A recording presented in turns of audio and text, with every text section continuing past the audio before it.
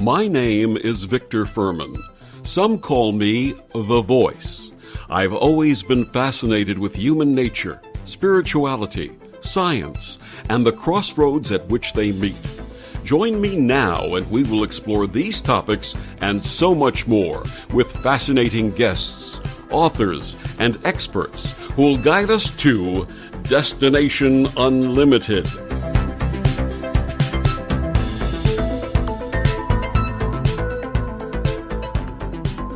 Do these words describe you? You've come to a point in your life where you begin to question what's come before and what's yet to come. Whether you are in your 30s, your 40s, 50s, or older, there are times that these deep and profound questions and thoughts are in the forefront of our consciousness. What steps can we take to lead the lives that we consciously choose and find personal, professional, emotional, and spiritual fulfillment? My very special guest this week on Destination Unlimited, New York Times bestselling author of Life Makeovers and Take Time for Your Life, and beloved spiritual teacher Cheryl Richardson, found herself asking these same questions. She delivers her most intimate and profound work to date on the obstacles and opportunities of reaching midlife in her new book, Waking Up in Winter, in Search of What Really Matters in Midlife. It is the breathtakingly candid account of the most impactful year of Cheryl's life, with passages that capture the intricacies of marriage, friendship, success, money, and self-care. Cheryl offers her experiences as an illustration of how to grow, reflect, laugh, and change.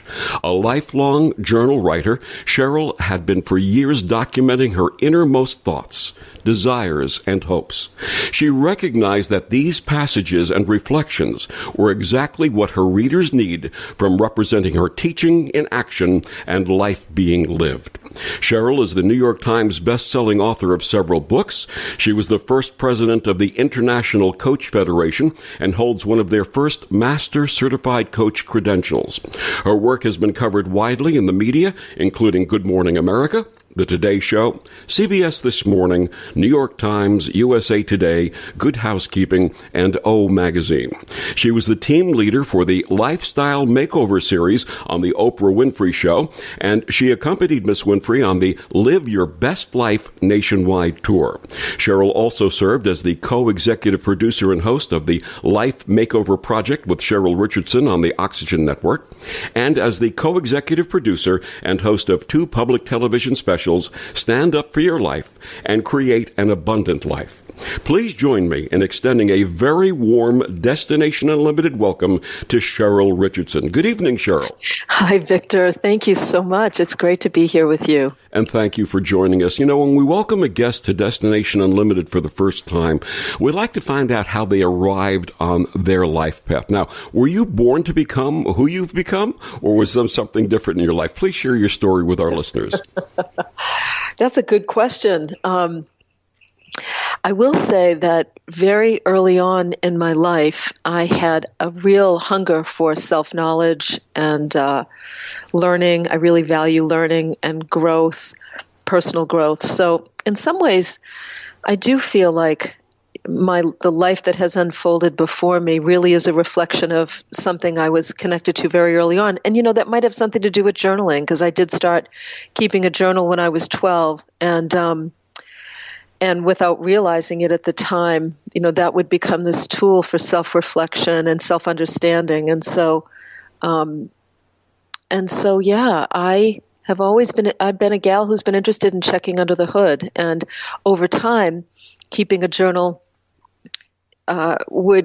it sort of went from just tracking what I did during my day, almost like a diary, to really exploring my feelings and my thoughts about things, and recognizing that in journaling and just free writing, I could tap into wisdom and insight that was really important to me, and learn things about myself that I didn't know until I put pen to the page. So, my whole life has just been one long inquiry into what makes me tick, what makes human beings tick. I mean, in a lot of ways, my work as a coach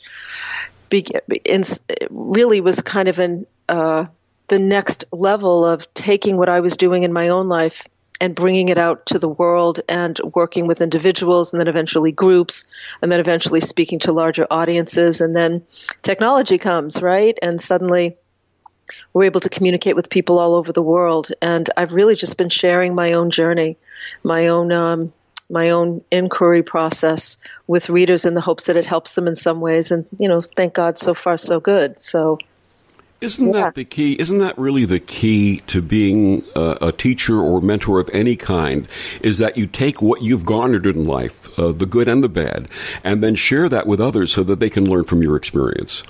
Yeah, I do believe, the old saying, we teach what we have to learn, I think is true. Mm-hmm. I think that we also need to be committed to mastery. Not that you ever arrive or get fully cooked. I don't think so. I mean, life is just ever evolving in that way. But I think that as a teacher, I have an obligation to really be deeply committed to and connected to my own personal growth and my own personal development. And then in doing so, I need to be able to teach from a wealth of experience that reflects arriving someplace, right? Like making some kind of headway and accomplishing some kind of understanding, so that I'm teaching from, I've done both, really teaching along the way as I've gone through certain experiences, but then also in my books, ultimately the books reflect what I've learned and how it's worked in my life, and how my life has changed as a result of what I practice. So yeah, I think it's really important to walk your talk. The best teachers do that because they have the best influence on their audience. Absolutely. Let's talk a little bit about journaling, because it's been so important in your life, and I know it could be very important in the lives of your readers and our listeners. Was journaling a natural process for you? Was that something that just started flowing from you, or was that something that you had to teach yourself? Well, the act of writing, it's so interesting, Victor, because I really did start when I was 12. And I remember I often joke when I'm teaching writers, I laugh and say one of my first entries, because I still have it, was a poem. I wrote a lot of poetry in the beginning. I think that was a way that I was trying to capture the essence of my life without realizing it. And also just trying to just capture the events of my life. But my first poem was very profound, Victor. It was, "Life is like a Schlitz can. You must grab all the gusto you can." I know, it's ridiculous, isn't it? No, because it's wonderful.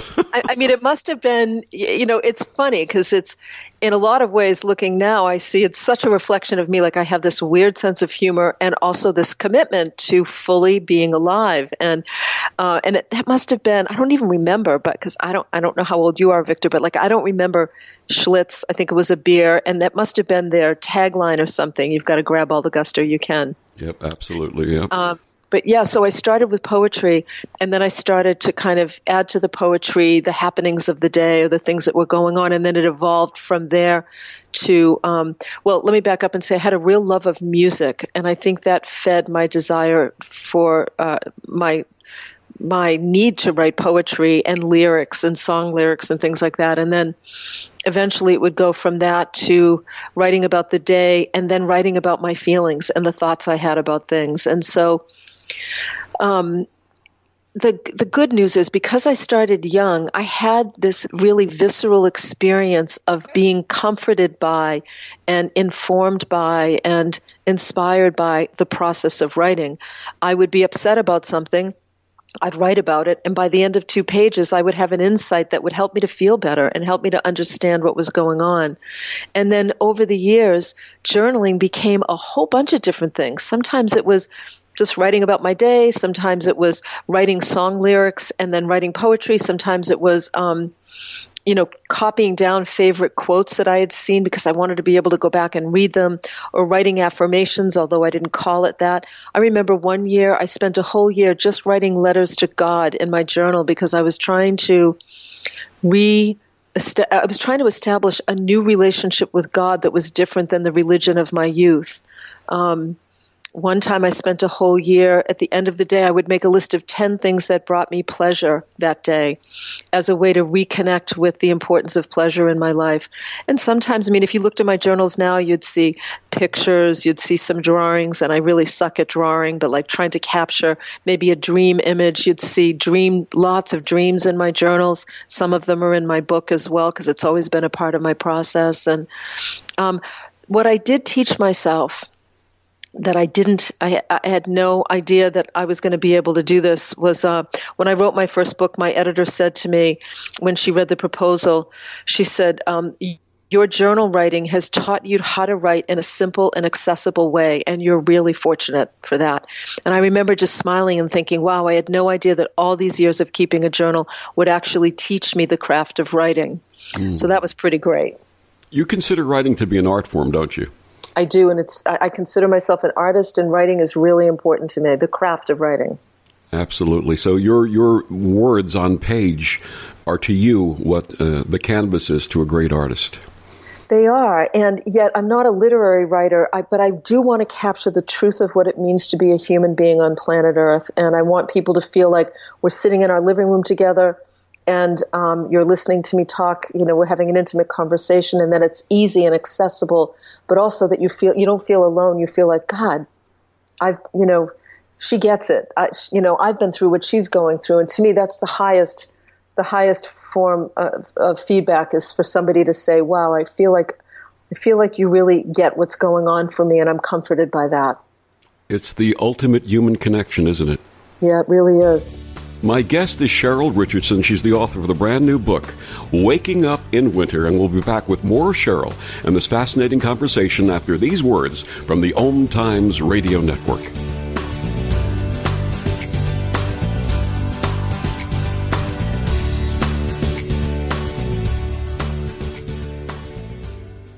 OMTimes Magazine is one of the leading online content providers of positivity, wellness, and personal empowerment. A philanthropic organization, their net proceeds are funneled to support worldwide charity initiatives via Humanity Healing International. Through their commitment to creating community and providing conscious content, they aspire to uplift humanity on a global scale. OMTimes, co-creating a more conscious lifestyle. Circle of Hearts Radio is a sanctuary on the airwaves. Join me, Grandmother Elia, in the circle on Sunday, 2 p.m. Eastern as I share information to both enlighten and nourish your soul.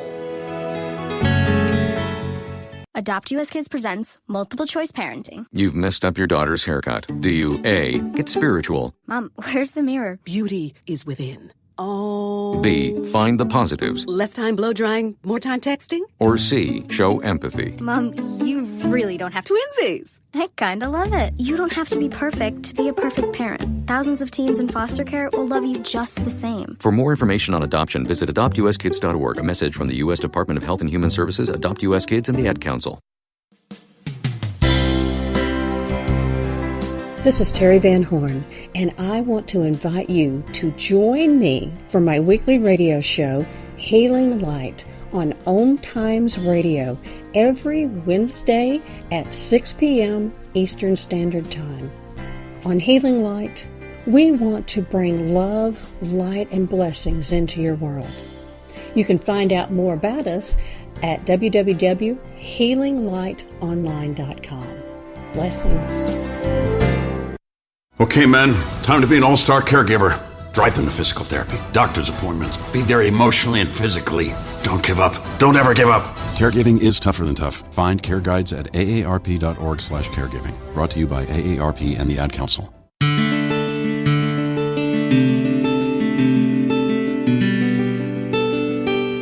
Back on Destination Unlimited, my guest this evening, Cheryl Richardson, author of the brand new book, Waking Up in Winter.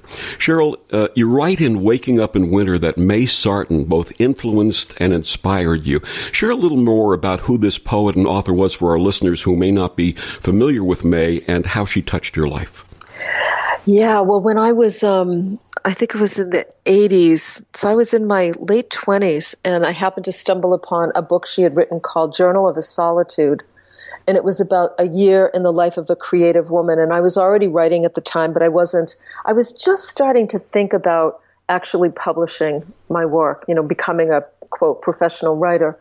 And so I stumbled upon this journal and I thought, oh, this is really great to be able to read about a writer's, like a real writer who's been published life would be awesome. And I was so captivated by the form of, it was in journal form. And of course I had been keeping a journal, so I was captivated by that process. But I felt like I was reading the intimate details of this woman's life. And we shared a lot of things that, a lot of interests, animals, nature, the ocean, writing, women's issues. And I loved her book. And I would go on. So she was a poet, but she wrote fiction, nonfiction, a whole series of journals throughout her life, all the way through 83 when she died. Her last journal was called At 83. And she really captured her life experiences on the page. One journal was called House by the Sea, and it was when she leased this house right on the water in Maine. And she talked about moving to this place and what her life was like involved with the ocean. And one journal was called Recovery, and it was when she had, I think, a stroke or a heart attack and was recovering through that. And so I was fascinated by her journals in particular, and I couldn't wait to get the next one and to read it. And it's some of the, I don't know what, it's just my thing, I guess. There are a handful of books that I've reread in my life, and I've reread many of her journals. I felt like she was a friend, and I felt like I was living life alongside of her, and I was learning a lot about what it meant to be a professional writer before I would ever publish a book. And also what it was like to be, she was a single woman, she was a lesbian, and was, I think came out very, very early in her life. And she was brave. She wrote about topics that a lot of people didn't write about and had opinions and wasn't afraid to share them. And she also had very powerful literary friends like Virginia Woolf. And so it was a fascinating world to me. And so when it came time to publish another book, I knew in my heart that self-help, I had already written 6 of them, and I thought, you know what, I've really written everything I need to write about managing our outer lives, our self-care, our emotional lives, our spiritual lives, and I wasn't really sure what was next. And it was my husband, Michael, who said to me, just sort of offhanded over dinner one night with friends, why don't you just publish a journal? You love May Sarton. You always write in your journals. Like, why don't you just do that? And I thought, yeah, why don't I do that? Like, it hadn't occurred to me. And so then, of course, I had a whole bunch of fear, like we often do as writers or as, creative people, as artists, who's going to want to read my journal? And is this really going to speak to anybody? Is it, it's such a risk. I mean, it's risky enough to write a book. It's another thing to write a book about your personal life, because you really open yourself up to, it's a very vulnerable act. You open yourself up to criticism at a whole different level. But I knew in my heart it was the right thing. And so I pulled out a journal that captured a period in my life that was significant. And it was a journal that I had kept after turning 50. I think I was 53 or 54 during this particular time. Debbie Ford, my dear friend Debbie Ford, Victor, I know you knew Debbie. Yes. Yeah, Debbie had died. I had the very unusual experience of being at the deathbed of somebody who lived a parallel life. And Debbie said some really important things to me that you just don't forget in a situation like that.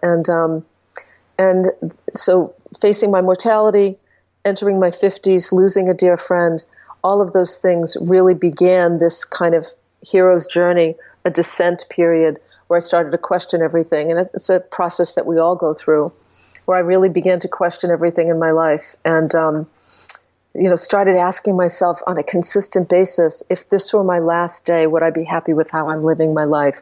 If this were my last week, would I be happy? And the answer was no. With some of the things that were going on, the answer was no. And so I had to really look at what we all do, right, which is face a period in my life where I realized there are some things that have to change, and I'm scared out of my mind at the thought of changing them.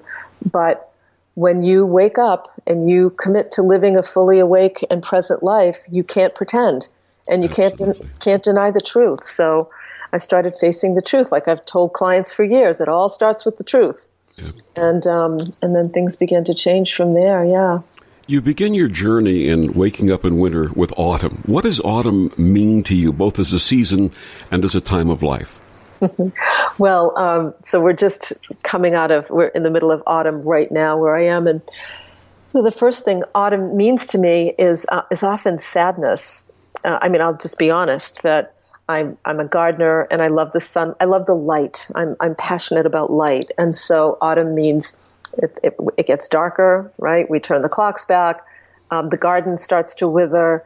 And so in the beginning of this book, when I'm writing about autumn, I'm writing about this sort of sadness that seeps in and feels like, oh gosh, winter is imminent, and this is a time when things start to wither and die. And by the end of the book, by the end of the journal, I realized that autumn really is a time, the autumn time of life, is a time when we harvest the experiences that we've had. We go back and we look at what's worked in my life, what hasn't, what have been the meaningful people, experiences, choices that I've made, and what can I sort of cull from those experiences that I can bring forward with me into this next full stage of my life. It's so interesting, Victor, because now that we're living so much longer than we used to, it's a very, to me, in a lot of ways, autumn is the third stage of life, right? The third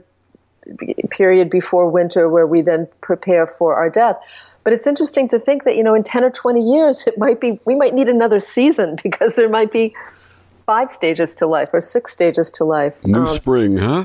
Yeah, exactly. Yes, exactly right. So autumn is a rich, and it's, there is richness in sadness, there is beauty in sadness, and then there's also richness and beauty in taking the time to stop and look back and really capture the wisdom and the insight of our life experiences so that we move forward in our lives in a very conscious and deliberate way. Yes, absolutely. Autumn, for me personally, has always been very bittersweet. 20 years ago, actually, this autumn, my former partner, Judy, had gone into the final stages of cancer and passed away January of 1998. And she and I used to take these trips up the east coast of the United States in the fall and autumn, and specifically to see the foliage change and to feel that crisp autumn air and just be in that environment and atmosphere. And there's an old song by Justin Hayward of the Moody Blues called Forever Autumn.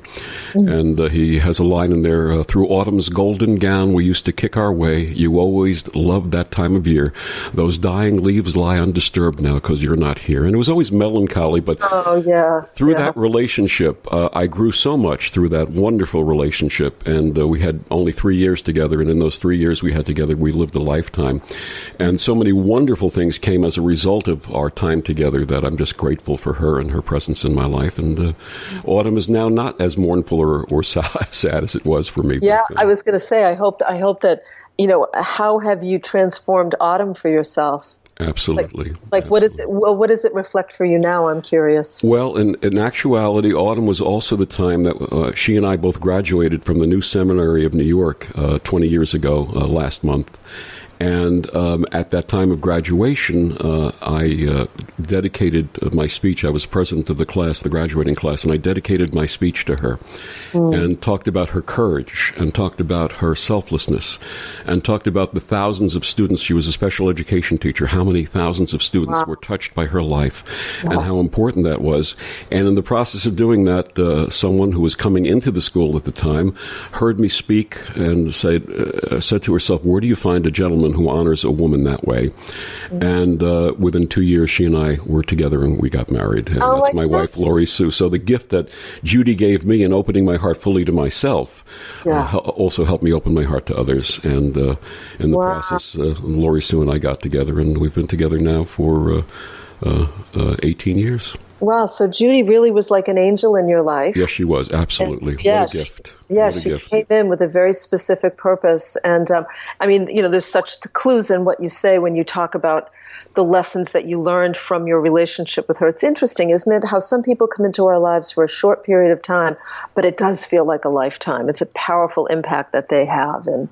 Absolutely. And that's why I shared that the season could be at any time in our life. It doesn't necessarily have to be in our 50s or 60s. It can be in our 30s or 40s. And any time that there's a major transition in our life is a time to stop and reflect on that transition and see what's coming up for us. Absolutely. Like late 20s, the Saturn return for people is often a time where people begin a descent because they've got all these expectations of themselves. And I find the spiritual pioneers are often not living by convention at that time. And so they feel like there's something wrong with them. And that can really inspire this deep reevaluation period too. So you're right. The autumn, there's stages that we go throughout all of our lives, and then there's the bigger stages of spring, summer, autumn, and fall and winter. So, it's all a very wonderful adventure when you see it through the lens of our own personal and spiritual growth. Absolutely. My wonderful guest is Cheryl Richardson. She's the author of the brand new book, Waking Up in Winter. Cheryl, please tell our listeners where they can get your book and find out more about you and your wonderful work. Well, if they go to CherylRichardson.com, that's my website, and then I'm also on Facebook under Cheryl Richardson, and then on Twitter and Coach on Call, my username is Twitter and Instagram, my username is Coach on Call. So, and I'm the only person who writes in those areas. So I often visit with people on Facebook, and you can find on my website where to order the book, all the different places that you can order the book. And we'll be back with more of Cheryl Richardson and Waking Up in Winter after these words from the OMTimes Radio Network.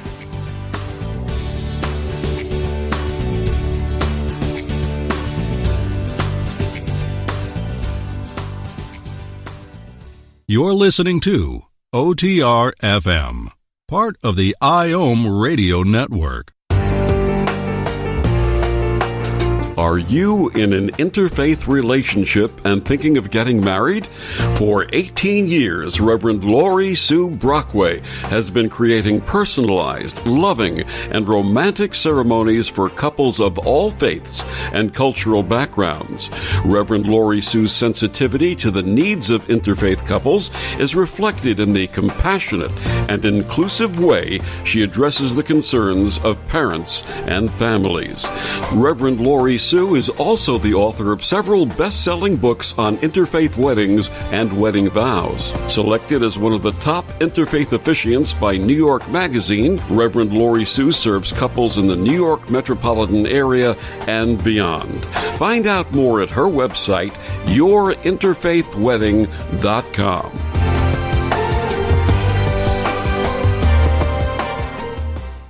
Ascending Hearts is no ordinary dating site, but a spiritual dating site with a purpose, to link you with your soulmate. We engineer the serendipity so you can trust that you will attune with someone that has the same matching vibration as you. Ascending Hearts, the conscious dating site for the spiritually aware. Try Ascending Hearts for free, ascendinghearts.com.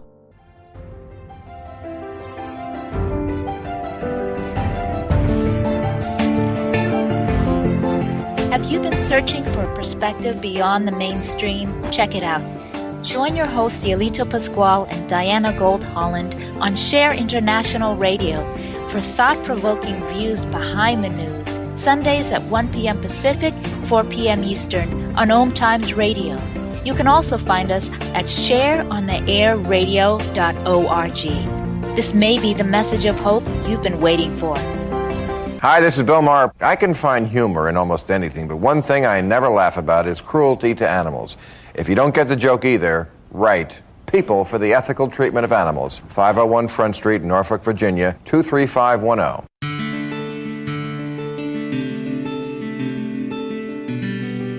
And we're back on Destination Unlimited. My guest this evening, Cheryl Richardson, author of the brand new book, Waking Up in Winter. Cheryl, do you write each journal entry as part of this book? Did you write each journal entry as part of this book specifically, or did you include entries from other times or parts of your life? No, this is a real journal, so it captures a very specific period in my life, and the journal entries that I made during that period from about September through the following first day of spring. So I took an actual journal. It was a lot longer than what the book ultimately would be, but I took the journal and then I just went back and edited it for grammar and punctuation, and also there were places where I had to give context for people who were unfamiliar with me, or if I were writing about a particular topic that needed more context to make sense to the reader, I would add that, but it was very much limited to that period of time. The prose that you use in Waking Up in Winter, you made every word and every description count as if you were carrying the reader into your life with you. Well, thank you. I mean, I appreciate that a lot. There were certainly, when I first started writing the book, I didn't want to edit it at all. I wanted it to just stay exactly as it was, because it was so important to me that it be the real thing, that it wasn't just an edited version of a journal, me sharing. I mean, there's a lot of personal stuff in there, as you know, that I sort of went back and forth with, do I really want to share this? Do I really want to tell this story? But I wanted it to be the truth about what it means to live a life dedicated to consciousness and personal development. And so there were times where I would go back and just help the reader to feel like they were really with me in the experience. I would add some descriptive language to do just that. I wanted you to feel like you were taking this journey with me. And what I also wanted was that you were taking this journey with me, and you were privy to the tools and the resources and the thinking and the practices and the exercises that I was using in my own life to deal with difficult things and to deal with change and transition, so that you could maybe decide to use some of those tools yourself. It was almost as if you were writing for your best friend. Yeah. I mean, thank you. I appreciate that. That's a lovely idea. I mean, and doing so, embracing basically all of your readers as your friend, as your best friend. Yeah, we're all fellow travelers on this journey called life, and it's not easy being in human form here on the planet. And so the only thing that has the only thing that has allowed me to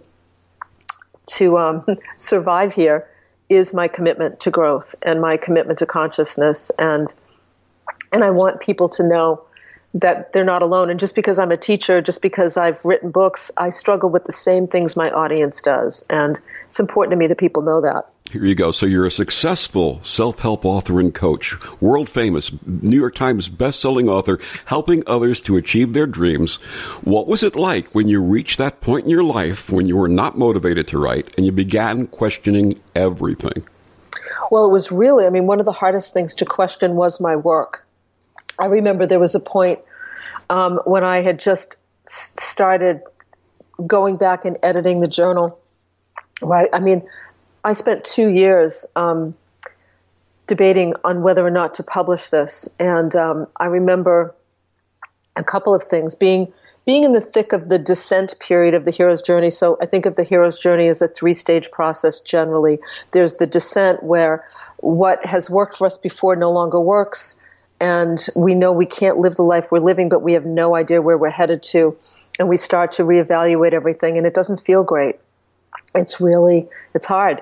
And then we go from the descent into the mystery. And this is where we all need to really learn how to be in this place of mystery. Most of us want to just get out of Dodge as quick as possible and choose something and move forward.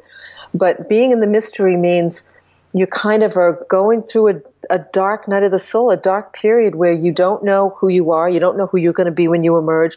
You don't know where you're headed because you're so focused on letting go of what no longer serves you. And then eventually you come to the ascent, where you realize, oh, this is what I want to keep. This is what I need to let go of, or you've already let go of some things.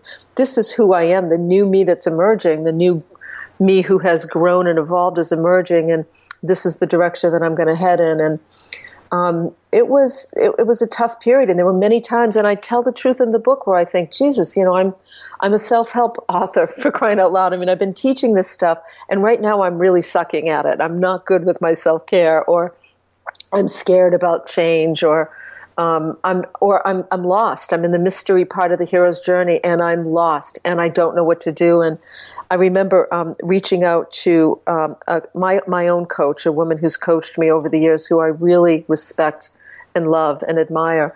And I remember being on the phone with her, crying, saying, this sucks. I have no idea. I don't know if I should publish this book. I have no idea what's next for me. I've built this incredibly successful career, and I don't know if this is where I want to be. And I remember saying to her at one point, I'm not sure I'm ever going to write again. I don't think I'm going to publish this. Maybe I'm not a writer. And then there was dead silence, and then she went, okay, Cheryl, take a deep breath.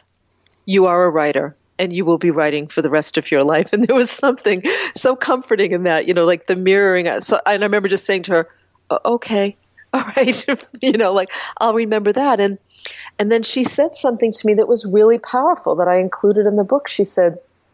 I said to her, I feel like I'm all over the place, and I'm just trying to figure out what's going on. And she said to me, Cheryl, your meandering has purpose. Just meander. And I don't know why, Victor, but I was just so comforted by that. I thought, I think the CEO woman in me was like, okay, we have an agenda, right? There's a purpose to this meandering, and I'm going to stay in this mysterious place. And I can promise you, and if there's one message, there's many messages I want to give to listeners, but one message that's so important is when you are in that mystery, that zone of in-between, when you're leaving a life that no longer works for you, but you don't know where you're headed, the longer we can stay in that mystery, the better the life on the other end will be, because too many of us want to short-circuit that journey. We want to just get that new job or enter into that new relationship or move or do something because it feels so uncomfortable to be in the mystery. But if you can wait, especially later in life, if you can wait and really give yourself time, the life that emerges from that, I think, is so far more deeply reflective of the soul than and you don't have to go back and correct a bunch of stuff either, like the wrong choice in a relationship or the wrong choice in a job. So learning to be in the mystery is a real art form in and of itself. I had a wonderful experience in my late 30s where I was attending a weekly, they used to call them salons, where you'd gather in someone's home and discuss various topics or books or whatever it might be. And this wonderful woman, well into her 80s at the time, in Brooklyn, New York, held these Friday night salons. And I was just emerging into my new spiritual path. And there were a lot of things being presented that I wasn't sure about and uncomfortable with. And she noticed that. And in a very motherly way, she called me over at the end of one of these Friday night salons. And she said, may I share something with you? And I said, absolutely. She said, Victor, God does not require that we be holy, but God would love for us to be whole, to embrace everything that we are. Those words changed my life. And I can think, when you have those opportunities, you talked about your coach, and these people who come into your lives and give you those special messages are just so precious. Well, they're so timely. And, first of all, I love the idea of a salon. It's so funny that you would mention that, Victor, because my husband and I have just been talking lately about how much we actually want to start hosting salons because and May Sarton wrote a lot about getting together with literary friends for those reasons, the deep conversations they would have, which the beauty of later in life is you don't really have a lot of patience for the cocktail level of life anymore, right? You want to have deeper conversations. And so the idea of salons, I think, is so important and needed. I actually think they would be, we live in a country now where it's so black and white, right? People are fighting against each other. There's no civil dialogue and I think that that's really important. And I think deeper conversations are important. And you're right. People can come into our lives. I think this is so important for us to remember as human beings. One statement that we make to somebody else can change the course of that person's life. And I had a great example of that. I'll share a little story with you. I was having breakfast with some friends of mine just a few days ago at a little breakfast restaurant near us. And there was a couple sitting next to us. And at the end of, any time I go out to eat, I always leave, I have card decks that I've published, self-care cards and grace cards. And I always pull a card out of a deck. I keep them in my bag and I leave them with the gratuity. And so this particular restaurant, the staff waits for me to leave because I leave them all cards, the whole staff. They love them. I just pull them out at random.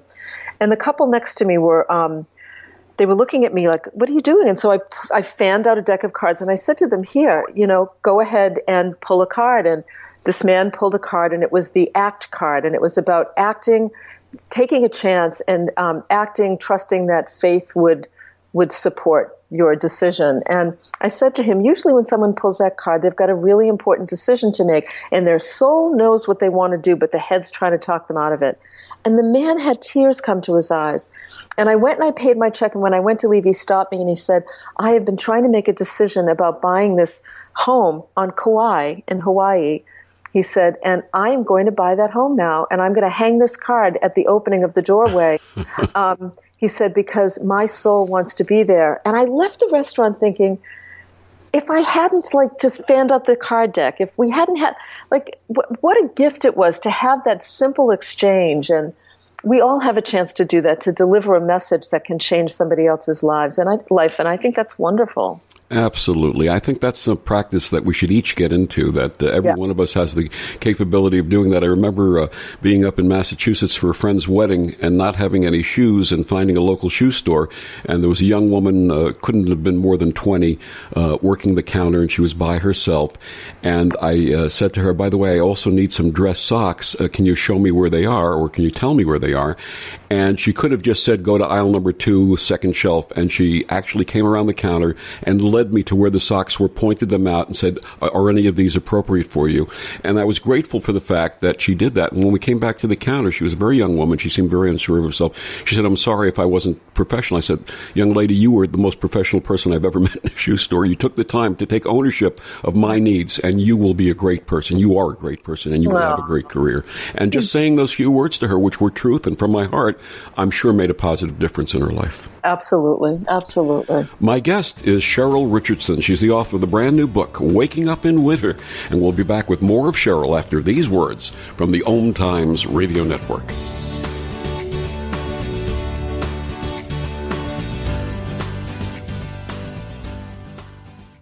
Humanity Healing International is a small nonprofit with a big dream.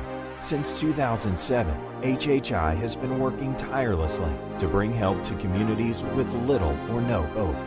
Our projects are not broad mandates, nor are they overnight solutions, but they bring the reassurance that no one is alone and that someone cares. To learn more, please visit humanityhealing.org. Humanity Healing is where your heart is.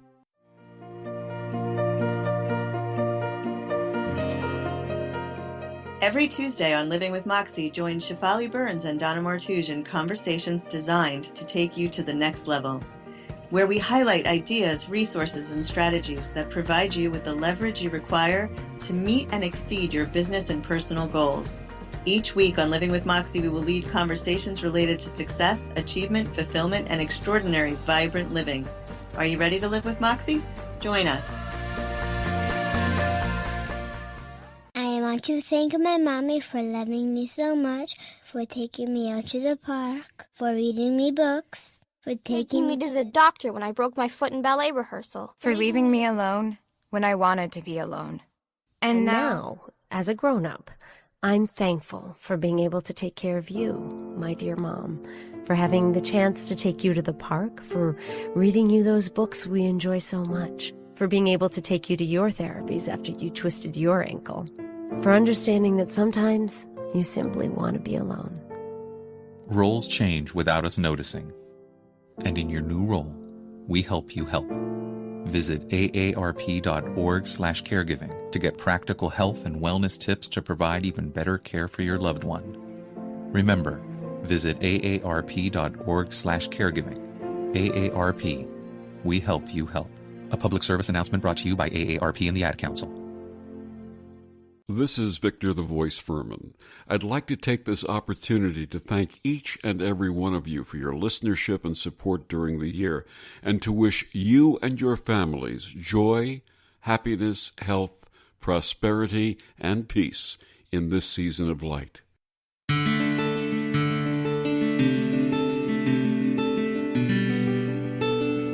And we're back on Destination Unlimited. My guest this evening, Cheryl Richardson, author of the brand new book, Waking Up in Winter. Cheryl, you worked with Hay House in the past, and you wrote, "You can create an exceptional life" with the late, great Louise Hay. She didn't start Hay House until she was in her 60s. Does that inspire you about the years to come? It's a really funny question. I mean, it's a great question. And I have been using that story to inspire people for a long time, especially since Louise and I wrote the book together. And it's really interesting, Victor, because at this point in my life, I've lived a very big, full life, and I'm really grateful for that already. I've done a lot with my life. And in some ways, I'm inspired by it, and I'm also intimidated by it because and intimidated, I don't know if that's, I don't know what the right word is, but let me just say this, that yes, I think that one of the messages that's so important to be conveyed to people is that, life doesn't end when you reach 50 or, a lot of us, 50 sort of feels like midlife. And I have a good friend of mine who's a comedian, and he always talks about how you turn 50 and you think, okay, that's it, I'm going to die. Like that's your whole focus is just on death and dying. And nowadays, you really do have a chance to have a whole new life. And Louise was such an example of that, starting this, what would become the largest self-help publishing company in the world, starting it at 60 years old. And so I think that anything is possible at any time in life. And I also, for myself, want to really honor a period of downtime where there is a pulling inward, a period of deep reflection. I think that we need to encourage that more and support that more. There is the later stages in life are meant to be thoughtful and considered, and I just feel like if there is going to be this next reemergence or awakening of some sort, or new business, or new, could be anything, right? New relationship, new job, new focus in life, living someplace new or whatever. If there is going to be that, the chances of it being aligned with the desires of the soul will be greater if we also take a period where we pull back and we really reflect on the life that we've lived. I guess that's what I really want to encourage. And then there's the whole other conversation about how we don't deal with death very well in our culture. We don't talk about it. We don't like it. There's a lot of people dealing with aging parents, for example, right now, who don't want to talk about death, aren't prepared in any way for the end of their lives, are maybe irritable, angry, difficult, negative. I mean, I hear this from people dealing with aging parents, and I feel like there's such a missed opportunity to be less afraid of death. The more we talk about it and face it, the less afraid we are of it. It's just that we think the opposite. We think that if we just kind of, sweep it under the rug, then we won't have to deal with it. But boy, it comes back tenfold and in a very difficult way later in life if we don't face it in some ways. So I've got to share a very funny story with you. My mother-in-law is going to be 100 in March. Wow. And I, on Sundays for the last several years, have been doing her shopping, fixing things around the house, whatever she needs, and bringing her dinner. And recently she said to me, "Honey, is there anything you would like from me?" And I said, "Mom," I said, if I predecease you, I'd like you to say a few nice words at my funeral." And she smiled and she said, "I certainly will." That's great. That's great. First of all, you're such a good man, Victor, to do that. That's really sweet. And God bless her for being 100. And what a great response. That's a great response. And also, I think questions like that can be invitations, can be openings, right, to a deeper conversation about what it means to lose. I think there's a point in the book where I talk about my mother coming to visit and how my mother says something to me around, I forget exactly what I say in the book, but says something about how, she's not going to be around for very long. And I remember saying to her, Mom, don't say that. Don't say that. And she turned and looked at me straight in the eye and she said to me, stop. I'm going to die at some point. And I probably don't have long to be here. So let's not pretend. I want to be honest about that. And I thought, wow, God bless her, like good for her. And as difficult as it was to think about that, it also it created a connection between us that wouldn't have been there had she not said that and had we not been willing to have that bigger conversation about the fact that we don't live forever, people. We have limited time here on the planet.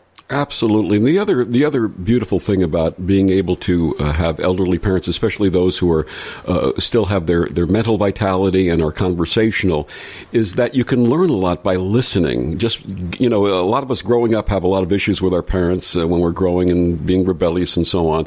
And sometimes as we approach their senior years and perhaps toward the end of their lifetime, is to just sit and give them an opportunity to share their story with you. So you'll hear things that you've never heard before. It's just an amazing experience. Yes, my dad died a year ago.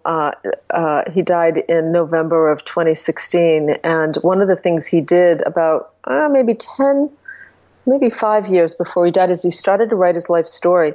And every Christmas he would give all of us, I'm one of 7 children, he would give each of us a chapter of his life. And I was amazed. He never got to finish his life. I think he made it up through probably right around the age of 50, but I learned things about my father I never knew that were amazing and that really completely changed my perspective on who he was as a man, changed my perspective on my childhood, changed my perspective on our relationship, and I would have never had that experience had he not taken the time to write his life story. And so if someone's not going to do that, and it wasn't like it wasn't this literary, or it was literally outlines, like just, bullet points of things that happened and then little paragraph here and there.